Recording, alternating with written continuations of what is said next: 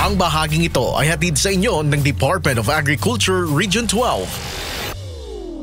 Nakinabang sa higit 23 million pesos na halaga ng mga farm equipment at inputs ng DA ang 59 na mga farmer association sa 4 na mga lalawigan ng Region 12.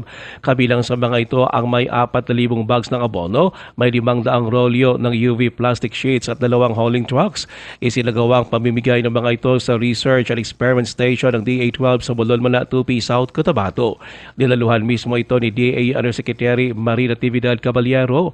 Binigyan din naman ni Caballero ang kahalagahan ng pagkakaroon ng tiyak na buyer ng mga produkto ng mga magsasaka, lalo na ng kape at niyog sa pakipagtulungan ng pribadong sektor tulad ng Nestle Philippines. Hiling naman ni DA-12 Assistant Regional Director Zaldi Buluran sa mga benepisyaryo, payabungin pa ang tulong na natanggap mula sa pamahalaan. Ang pamimigay ng mga farm equipment at inputs ay nasa ilalim ng High Value Crops Development Program o HVCDP ng DA.